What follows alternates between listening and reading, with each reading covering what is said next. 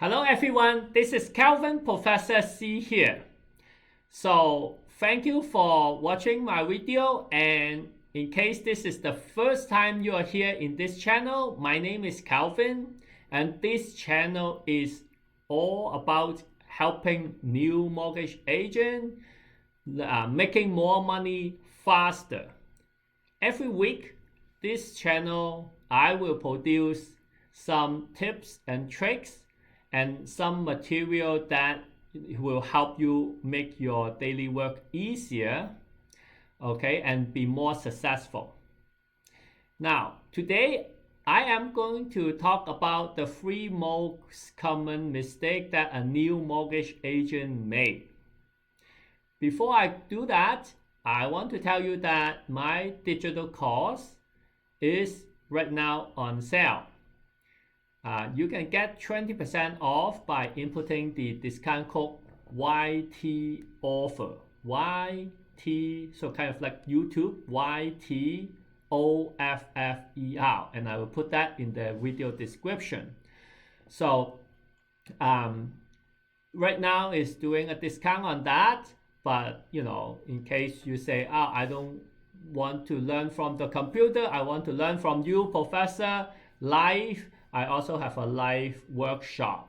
All of my training material is on the websites that you see on the bottom left hand side, the red color website. That's mortgagehackercanada.com. Okay? So without further ado, I want to talk about the first most common mistake that a new mortgage agent made. Here we go. First mistake I see a lot of new mortgage agents made is when they ask the client, what is your annual income? And the client would tell you, is $1,000, right? Just as you see on the screen. And then, when they ask for the document, the client would give them a notice of assessment or NOA, as you can see on the screen. Now, this is not the most accurate, and actually it is quite often not accurate, the income. Even though you see that it say the first line 15,000 total income, right? But in terms of mortgage, a lot of the time we actually do not use that income, and I will show you why.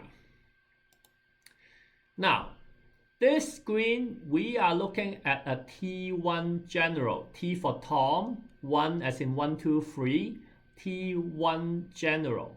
What this is this is the form that your accountant use to file the income to the Revenue Canada, and after they assess this form, they will send back the client the notice of assessment.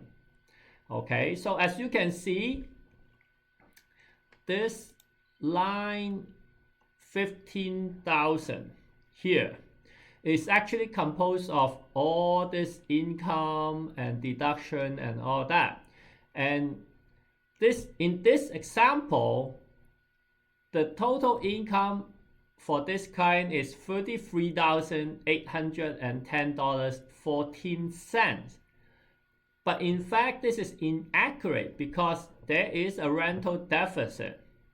If we are going to use this in our application, we are actually underestimate the client's income, right? The actual income for the client is higher, as you can see.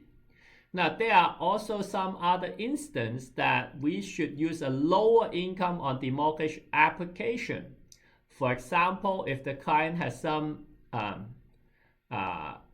employment insurance, which during the COVID time, I'm pretty sure a lot of clients would have employment insurance and all that in year 2020. So those would included in the line 15,000, but we should not use those as a calculation. Okay, same with RRSP income. We are not supposed to use those. Okay, so the first common mistake is a lot of clients use the line 15,000 total income as the client's total income in the application of the mortgage, because yeah, it's a total income. Does it not make sense? Well, it does not make sense. Do not use this. This is not a good indication of the income that we should use. Okay, hope that helps. Now the second common mistake is, let me go back to my face. The second common mistake is that a lot of the time I find that new agents have a misunderstanding that a client must have worked for 2 years before they can use the income, because they will say, oh, because I remember a lot of the lender need 2 years average income, and in fact that is not correct. So for a client that is making regular income that is stable, like every paycheck is the same, they do not need to have 2 years average income to do that. So let me show you, okay, what I mean. Let me show you what I mean. Let me load up the document. I'm sorry about that. Okay, let's see. So,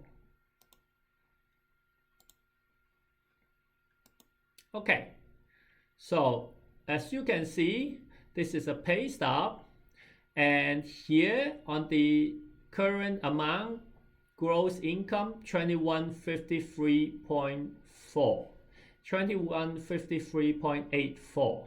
Okay, this is dated February 5th, and this one is dated February 19th. As you can see, the gross income is also 2153. So what that tells you is this guy is working in a regular salary income. So in that case, in this type of employment, which a lot of company is actually paying a fixed salary for the client, as long as you pass the probation, the whole income should be able to use, right? So this one, if this is a biweekly, you just times 26. Okay, and that should be the income that you can use, right? The client, even though they might have just worked there for like 6 months, that is totally fine. So that is the second most common mistake. A lot of people think that the income need to be using the 2 years average, but in fact it is not. For a regular salary income, you just need to use the current pay stub times 24 or 26, or monthly the times 12. That's fine. Okay, and they don't even have to work there for long. Like as long as they pass the probation, you should be able to use that. Okay, and the last one is expense. So when you ask the client how much is your car lease, for example, right? And then they will say, oh, my car lease is, for example, the car lease payment is $300 bi-weekly. And I see a lot of people then would just put down, oh, okay, $600 per month, which, sounds very correct, but in fact, it is totally incorrect. So I would put is not equal to $600 per month. Okay, it's not. Okay, so if you think about it, $300 bi-weekly is actually more than $600 per month. So how we should calculate that is $300 bi-weekly. Each year has 52 weeks, so that means 26 times of the payment, which is equals to 300 times 26, 7,800, and then divided by 12 equals 650 per month. Okay, and to be honest with you, if you use 600 to on your assessment, right, and then it comes out actually to be 650, that is almost 8% differences, and that might actually make your TDSR exceeding the guideline and got a decline. Whereas you would think, oh, $600 per month, the TDSR is right on the guideline, so it should get an approved. So it may means an approval versus a decline versus an approval. So that is quite important, that every time you hear that something is a bi-weekly payment, you make sure you do not just times 2. In fact, you should times 26 and divide it by 12 to get the actual monthly payment. Okay, so this is the third most common mistake I see new mortgage agent made. So